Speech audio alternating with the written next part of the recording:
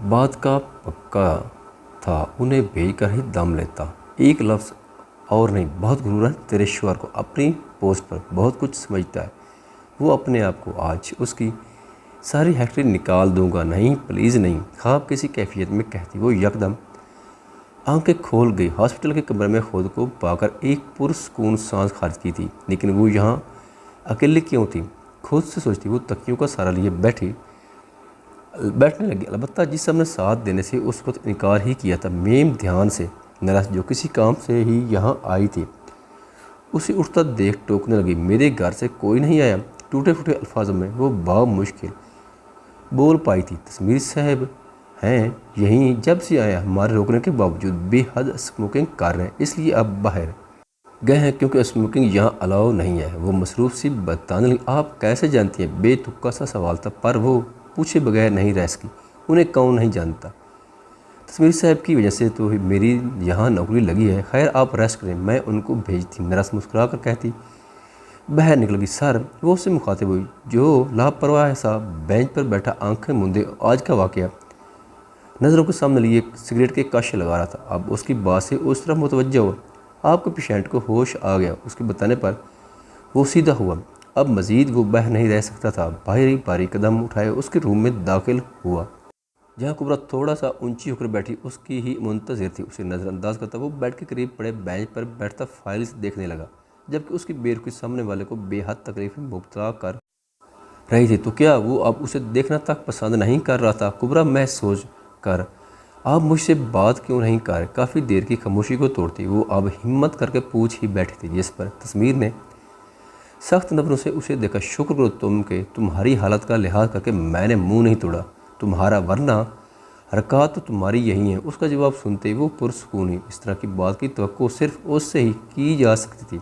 बताना पसंद करोगी किसकी इजाज़त से काले से बाहर निकली थी? वो उसकी खामोशी देखता मज़ीद तैश से बोला कि वो सहम कर रह गई। मैंने वेट किया था, आप नहीं आए तो। कुबरा रोहान से सीख कहने लगी। आंखों से आंसू अब जारी हो चुके थे। हाँ रो लो अब, गुस्से से कहता वो उठता कि उसका हाथ थाम चुकी थी। कसम से मेरे साथ कुछ भी गलत नहीं हुआ।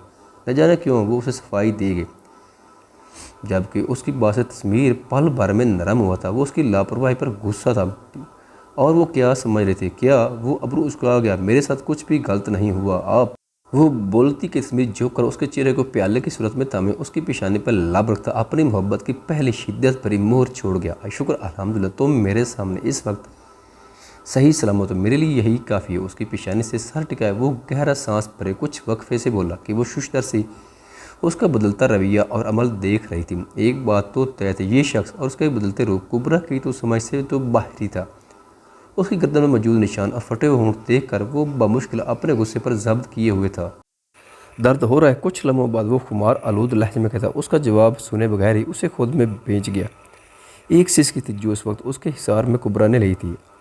आई स्वेयर, मैं उसे छोड़ूंगा नहीं। तुम्हारे हर जख्म का हिसाब उनसे सूद समेत लूँगा। उसे खुद से लगाए उसके बालों में हाथ फेरता वो जुनूनी सा बोला, जब वो खौफजदा सी उसके हिसार से निकली। अब जो हो गया हो गया, अब आप मज़ीद इन चीज़ों में मत जाइए, उन्हें कुछ मत करिएगा, मैं जान से मारूंगा उन्हें। तस्मीर घुर्राया जब उसका फ़ोन बजा था। भाई भाई परेशान से चिल्लाती वो सबको अपनी तरफ मुतवज्जा करके। क्या हुआ? मेरी बहन परेशान क्यों है? गुल खान उसे गले से लगाए मोहब्बत से बोला। भाई मीर शाह पता नहीं कहाँ है। शाहजेब के केस की पहली पेशी थी आज, लेकिन वो दोपहर से घर ही नहीं आया। मेरा दिल घबरा रहा है। वो दिल पर हाथ रखे घबराई सी कहने लगी। एक बुरी खबर है तुम्हारे लिए, शाहजेब को सज़ा सुना दी गई है। हम अभी उससे मिलकर आ रहे हैं, लेकिन तुम्हारे शोहर का मुझे नहीं पता। क्या? भाई मेरा बच्चा और मेरी शाह ने मुझे बताया तक नहीं। मैं क्या करूं अब? मैं बिल्कुल अकेली रह गई हूं। रोकर कहती वो उसका दिल हिला रहे थे। सब्र करो और मीर का मैं पता करता हूँ, यहीं कहीं होगा, तुम परेशान ना हो। उसे साथ लगाए वो अपनी आदमी को कॉल मिलाने का इशारा कर गए। साहब फ़ोन बंद है। लड़के के कहने पर वो थनका। चलो कोई नहीं, आ जाएगा जल्दी। बहन को तसल्ली देता वो उठ गया था। मैं दुआ कर सकता हूँ मीर कि तुम आका के पोते वाले मामले से दूर ही रहो, क्योंकि अगर इसमें तुम शामिल हुए तो वो तुम्हें छोड़ेगा नहीं। हाँ बोलो, कहते साथ वो उठता बाहर निकल गया। सर उसका क्या करना है? मैं बहुत मुश्किल से उन्हें यहाँ लेकर आया हूँ। खुरम दूसरी तरफ अपने सामने मौजूद रेहान और मीर शाह को देखता बोला। वो उन्हें जेल की बजाय एक सुनसान सी जगह पर ले आया था। खुरम की जवाब तस्वीर की वजह से ही लगी थी, जिसकी वजह से वो हमेशा से ही उसके احسان کا شکریہ کرنا چاہتا تھا اور اب اسے وہ موقع مل گیا تھا۔ میں کل آتا ہوں، ان کا حساب میں خود کروں گا۔ اس کے بعد بھیج دینا اسے اپنے بیٹے کے پاس تیش کہتا۔ وہ کال رکھ گیا۔ کچھ لمحوں بعد وہ ایک ٹرے میں سوپ لیے واپس لوٹا تھا۔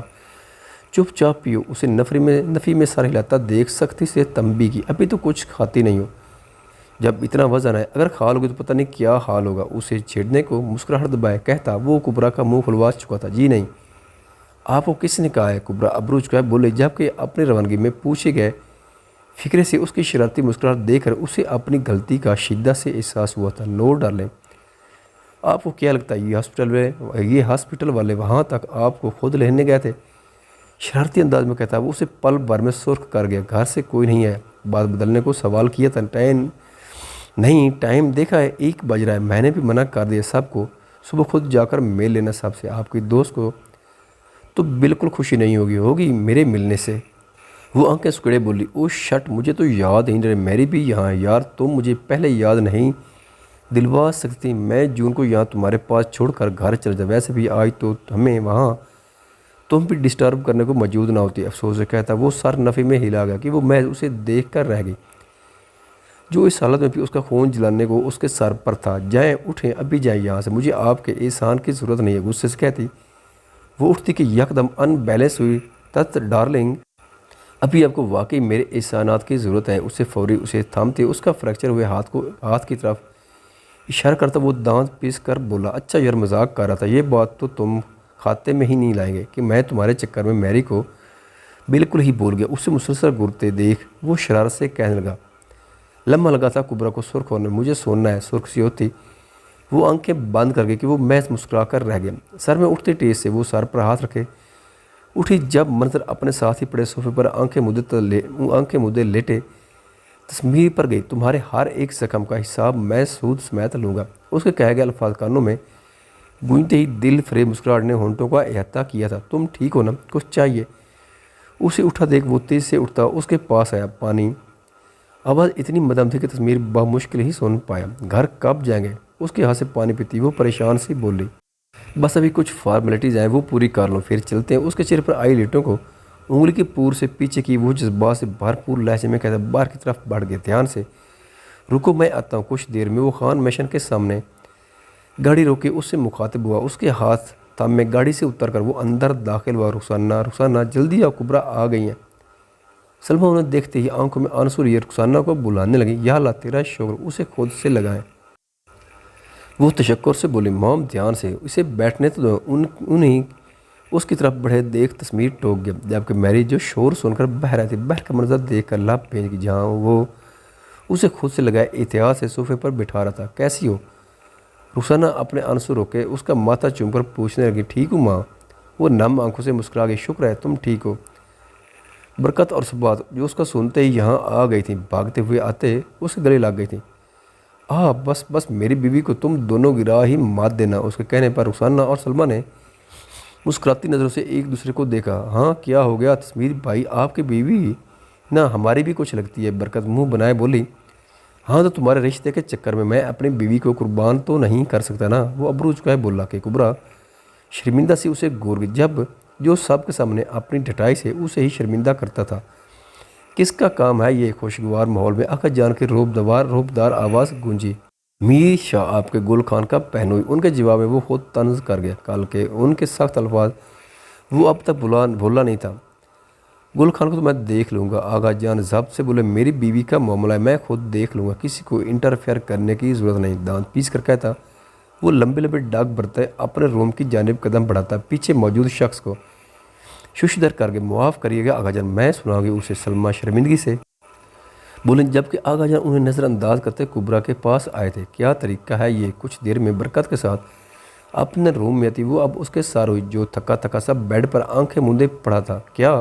انجان بنے سوال کیا، آپ کو پتہ ہے میں آقا سے بدتمیزی کرنے کا پوچھ رہی ہوں، اوپر کس کے ساتھ آئی ہو؟ اس کی بات کو نظر انداز کرتا وہ پریشانی سے بولا، میری بات کا جواب یہ نہیں ہے کبرا تیش میں، بیٹھو تو صحیح بتاتا ہوں۔ اسے اپنے پاس بیٹھنے کا اشارہ کرتے وہ مسکرا کر کہنے لگا، ٹھیک ہے اب بتائیں کیوں بدتمیزی کی تھی آقا جان سے؟ اس کے ساتھ بیٹھتی وہ اب نرمی سے بولی، کیوں کہ میرا دل چاہ رہا تھا اصلی بے نیاز سے کہتا وہ اسے آگ لگا گیا، کل مجھے ایسے غصے ہو رہا تھا جیسے میرا تو تم سے کوئی تعلق ہی نہیں ہے۔ اسے غصے سے اٹھتا دیکھ وہ کہہ کر گیا، بولا جو بھی تھا آپ کو بدتمیزی نہیں کرنی چاہیے تھی، ایک بات پوچھو؟